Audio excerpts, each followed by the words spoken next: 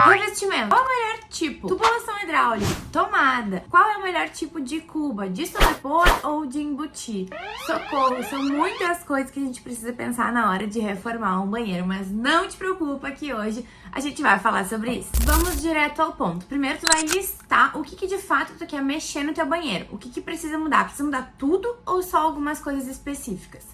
A segunda coisa é definir o layout, ou seja, o que vai em cada ponto do espaço. Como o banheiro é uma área pequena, a gente não tem muito o que inventar no layout. Normalmente o vaso sanitário vai ficar no lugar do vaso sanitário, onde ele já tá. E em cima, se tiver espaço, tu conseguir colocar o armário de fora a fora, de repente é uma ideia interessante se tu quer otimizar o teu espaço de armazenamento do banheiro. Depois de definir o layout, é que a gente vai começar a posicionar os pontos elétricos e hidráulicos. Ou seja, se por acaso tu for modificar o vaso sanitário ou o chuveiro de lugar, tu vai precisar mexer nessa tubulação hidráulica. Ou, por exemplo, ai Dani, hoje meu banheiro não tem tomada perto do espelho e eu gosto de ligar um secador, alguma coisa. Então, já posiciona isso. Isso a gente tá falando do planejamento. Depois a gente fala sobre a execução. Depois de definir o layout e colocar ali os pontos elétricos e hidráulicos, a gente vai pensar no revestimento. O revestimento a gente tem infinitas possibilidades e variedades, mas assim, a minha dica, se tu não quer errar, opta por um plano de fundo mais neutro, ou seja, um revestimento de 90 por 90, 1,20 por 1,20, 1,20 por 90. Se tu quiser dar uma economizada, até pode ser um de 60 por 60, porque normalmente quanto maior a peça, mais caro é o revestimento. Então vai depender também do quanto tu quer investir na tua reforma. Mas eu gosto das peças maiores porque dá uma sensação de amplitude maior para o ambiente, ele fica mais estético e sem aqueles rejuntes tão aparentes. Outra coisa importante na hora de pensar no revestimento é qual a especificação do produto que tu vai comprar. Então, por exemplo, quando a gente vai comprar um revestimento, a gente tem os porcelanatos e os revestimentos cerâmicos. Em geral, eu prefiro sempre especificar um porcelanato, porque ele tem uma resistência, uma durabilidade muito maior, além do acabamento também, em geral, ficar melhor do que um cerâmico. Dentro dos porcelanatos, a gente tem algumas especificações, mas anota aí esses 3 pontos principais para te não errar na hora de comprar para o teu banheiro. Primeira coisa, a bordinha precisa ser retificada. Existem 2 tipos, a bold e a retificada. Escolhe a retificada que não tem erro. Segunda coisa, o acabamento da superfície desse revestimento. Existe polido e acetinado. Polido é quando tem aquele brilho. E pro banheiro eu não indico de jeito nenhum, porque além de esteticamente eu já não acho que é tão legal, ele é perigoso, principalmente no piso. Se tu quiser colocar na parede, até ok, mas no piso de jeito nenhum. Opta já pelo acetinado para não ter erro, que ele tem um leve brilho, mas não é aquele brilho que reflete tudo e não fica legal no espaço. E a terceira coisa importante que muita gente não se atenta é sobre a classe do revestimento. Quando tu vai comprar um lote, né, uma caixa de revestimento, ele tem ali a indicação da classe. Então sempre opta pela classe A, ou seja, são os revestimentos que são escolhidos sem nenhuma imperfeição, digamos assim. Porque não adianta tu querer economizar e daqui a pouco tu abre a caixa e vai ter revestimento lascado, quebrado. Ninguém merece, tu não vai aproveitar aquela peça, né? Então o ideal é tu sempre optar pela classe A. Depois de pensar nessa parte mais técnica do revestimento, a gente pensa daí na parte decorativa. Vai depender muito do estilo que tu quer trazer pro teu banheiro. Mas como eu quero trazer um vídeo aqui um pouco mais prático e curto, sem me prolongar demais, eu vou dar uma dica para te não errar. Como eu já falei, escolher uma base de tons neutros e escolher 1 ou 2 paredes para usar um revestimento decorativo, se tu quiser ter uma cor ou alguma coisa mais diferente nesses revestimentos do teu banheiro. Se tu não gosta de nada colorido, coisa e tal, já aproveita e coloca tudo a mesma coisa. Tanto o piso quanto as paredes, o mesmo revestimento. Vai ficar super elegante e clean. E daqui a pouco tu ousa um pouco mais na marcenaria, nos móveis, na iluminação do banheiro, pra não errar na hora de escolher os revestimentos. Então vamos lá. Primeira coisa, qual é a necessidade e qual vai ser o nível da minha reforma? Eu vou listar ali as coisas que eu quero mudar. Pensando nisso, qual vai ser o novo layout do meu banheiro ou se vai permanecer o mesmo layout. A partir disso, eu coloco ali então quais serão os pontos de elétrica e hidráulica que eu vou precisar mexer e depois eu penso no revestimento. Depois que eu escolhi o revestimento, o interessante é tu pensar numa paginação para esse revestimento. São muitos detalhes e, como sempre, eu vou dizer que o melhor é tu contratar um profissional para que faça esse projeto e chega na hora da obra já tá tudo bem pensado, planejado e não vai ter nenhum BO. O que é a paginação? É a posição que eu vou começar a instalar o meu revestimento para que eu consiga um maior aproveitamento dessa peça. Então, digamos que eu escolho ali 90 por 90. Eu, no caso, quando vou fazer o projeto, eu começo a testar ali aquela paginação. Então, por exemplo, se eu começar nesse cantinho da parede, vai ter um recorte em cima, vai ter um recorte embaixo. Em geral, eu prefiro começar a paginação dos banheiros por baixo. Porque na minha visão, quando tu tá sentado no vaso, né? Ou quando tu tá em pé, o teu olho, ele tá mais para baixo do que para cima. Então, se tiver um recorte em cima, na minha opinião, fica menos perceptível do que se tiver o recorte embaixo. Mas não é uma regra, tá? Depois que tu pensa na paginação e nos revestimentos, a gente vai pensar na marcenaria, né? Nos móveis e nos metais. Os metais, a gente tem a possibilidade de colocar inox, preto, dourado. É interessante que tu escolha um acabamento e repita ele no chuveiro, na torneira, no acabamento ali do box, para que exista ali uma harmonia, uma composição que converse, né, uma mesma linguagem no banheiro. Depois de definir os metais, a gente precisa escolher, antes da marcenaria, na verdade, qual vai ser o tipo de cuba. Isso é muito importante porque ele vai definir a altura do topo da tua pia. Por exemplo, se eu escolho uma cuba de sobrepor, que é aquela cuba que fica em cima, o topo da cuba é 90 centímetros, a média que a gente usa.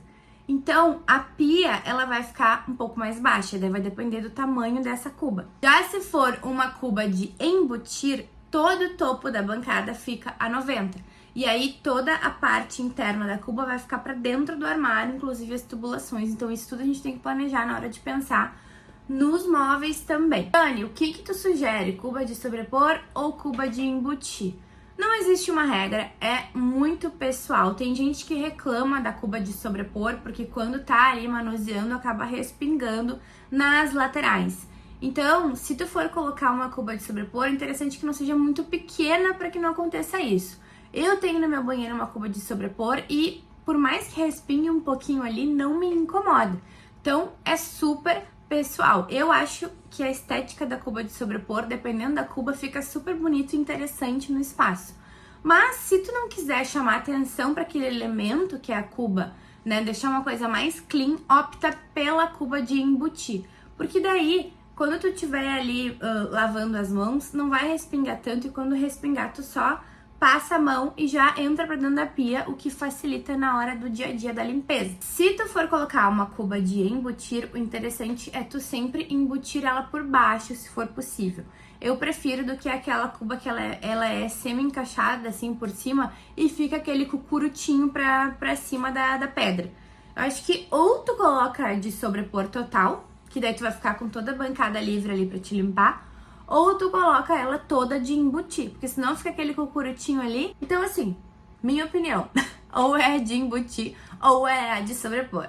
Como eu sempre vou estar dizendo aqui pra vocês, não existe regra. Mas aquela que pega o Daniel e disse que aquela cuba que tu tem lá no teu banheiro não é funcional, fulaninha. Mas pra mim, super funciona. Sim, cada um vai ter a sua experiência, isso aí não existe regra, já falei. Repito, 1 minuto de silêncio pro Frederico me julgando aqui, falando sozinha com a câmera. Não, sério. Esse aqui é o Frederico, pra quem não conhece. Passa o tempo inteiro aqui me olhando e me julgando. Eu acho que eu dei uma leve invertida na câmera, né? Mas vocês não vão aqui. E aí depois a gente vai, então, pros móveis, né? Pra marcenaria. O ideal é que sempre na frente da pia a gente tenha um espelho. E aí vai variar muito o tipo de espelho que a gente pode colocar. Se tu não precisa de tanto espaço de armazenamento, tu pode optar por colocar só um espelho ali em cima da pia, por exemplo. Ou se tu quer mais espaço, tu coloca o espelho na porta e tem toda aquela área ali na frente da pia de armários. Ou ainda, se tu quiser mais espaço de armazenamento, leva esse armário ali até chegar no box para que tu tenha mais espaço, principalmente se o teu vaso sanitário for aquelas caixas acopladas. porque daí o espaço da profundidade da caixa vai mais ou menos alinhar com o armário e não vai bater cabeça. Mas se o teu vaso sanitário for de válvula, só tem que cuidar para que se tu fizer um armário na hora de levantar do vaso, não corra o risco de bater a cabeça. Isso é importante ter esse cuidado, certo? Depois, a parte de baixo, a gente pode optar por colocar ou duas portas e um gaveteiro do lado. É importante só tu te atentar para ver se tu tem uma medida suficiente para colocar bastante coisa. Se não, na dúvida, coloca ali só 2 portas. Uma coisa importantíssima, na frente da pia, a gente tem, embaixo da pia, na verdade, né? A gente tem as tubulações. Então, é uma área onde, um momento ou outro, a gente vai precisar ali acessar para fazer uma possível manutenção. Então, também é preciso pensar nisso na hora de planejar o móvel, para que tu não coloque, por exemplo, ali uma gaveta totalmente fechada, onde quando tu precisar fazer manutenção vai ser um pouquinho mais chato. O ideal é ter uma porta de abrir ou, de repente, aquelas portinhas basculantes de cima para baixo, naquela parte onde está a tubulação, e embaixo um gavetão maior, alguma coisa nesse sentido. Depois da marcenaria, a gente tem que pensar na pedra, que ela meio que, essas 3 partes ali de cuba, marcenaria, pedra, a gente pode pensar um pouco junto. Por quê? Uma coisa meio que depende da outra, que nem eu falei pra vocês. Se a cuba for de sobrepor, a pedra, ela só vai ter o encaixezinho da tubulação passando embaixo da cuba. Se a cuba for de embutir, precisa já apresentar para o marmorista qual vai ser a cuba para que ele faça o recorte exato daquela cuba que tu vai fazer. Na verdade, assim, independente do tipo de cuba, é ideal tu decidir antes da pedra, para quando o marmorista for fazer ali, ele já recortar certinho conforme a especificação do que vai ser feito. E lembra sempre daquela questão da altura da pedra, dependendo do tipo de cuba. Isso também vai acabar influenciando na altura do móvel da marcenaria, né? A escolha da pedra também vai depender do teu gosto estético e do quanto tu quer investir. Também posso fazer um vídeo um pouco mais longo depois falando sobre os tipos de pedra, mas basicamente, se a gente quer economizar, opta por um granito. E esteticamente, eu gosto mais do granito São Gabriel, que é aquele preto, que ele é quase todo preto, ele tem umas manchinhas, mas não são aquelas manchas muito marcadas. E eu tenho gostado bastante também do branco Itaúnas, principalmente no acabamento e escovado, porque ele fica um pouco mais discreto, fica até sofisticado e é uma pedra que ela tem um super custo-benefício. Diferente, por exemplo, dos outros granitos que são muito manchados. Esses granitos eu já nem indico, porque eu acho que se tu vai investir numa pedra que não é barato, é melhor tu economizar um pouquinho mais e comprar uma que esteticamente vai ficar legal, né? Mas enfim, como sempre, essa é a minha opinião. Depois desses 2 granitos que eu citei, que é o São Gabriel e o branco Itaúnas, a gente tem o quartzo. O quartzo branco, ela é uma pedra que ela tá um pouco acima no quesito valor, né, investimento, mas não é tão alto quanto, por exemplo, um mármore ou um quartzito, ou aquelas pedras sintéticas que tem o valor bem mais alto. Em geral, quanto mais alto o valor, melhor vai ser a qualidade dessa pedra que tu vai optar a colocar. Mas depende, por exemplo, o mármore é uma pedra que a gente já não indica muito para áreas molhadas. Embora, se bem impermeabilizado, tendo ali um certo cuidado, ele pode ser sim utilizado. Mas se tu é uma pessoa prática que não quer ter que ficar toda hora impermeabilizando e cuidando para não derramar maquiagem, para não derrubar algum produto ali que pode ser que a pedra absorva e manche, não opte por um mármore. Porque eu, por exemplo, já tive um mármore lindíssimo no meu banheiro, ele ficou todo manchado durante o tempo porque eu não era uma pessoa muito cuidadosa, usava muita maquiagem e aí ele ficou todo manchado. Então assim, não indico. Então vamos lá. Primeiro é os granitos, depois o quartzo, depois o quartzito e depois os sintéticos. Outra coisa que a gente precisa pensar também, oh my god, mais uma coisa, Dani, eu achei que já tinha dado. Não, são muitas coisas. E a gente ainda pensa, cara, é só um banheirinho. Não, tem muita coisa pra pensar num banheirinho. Às vezes dá mais trabalho projetar um banheiro do que projetar uma sala, gente, é sério. Por isso que eu não cobro por metro quadrado, mas isso é assunto pra outro vídeo. Enfim, a gente precisa pensar também numa boa iluminação nesse banheiro, né, minha gente? Porque assim, não adianta ter o investimento no revestimento, na marcenaria, uma pedra linda, belíssima e um banheiro mal iluminado. Ninguém merece, né? Então, é importante que a gente coloque ali uma iluminação interessante. Eu gosto muito de usar o perfil de LED, quem conhece os meus projetos sabe.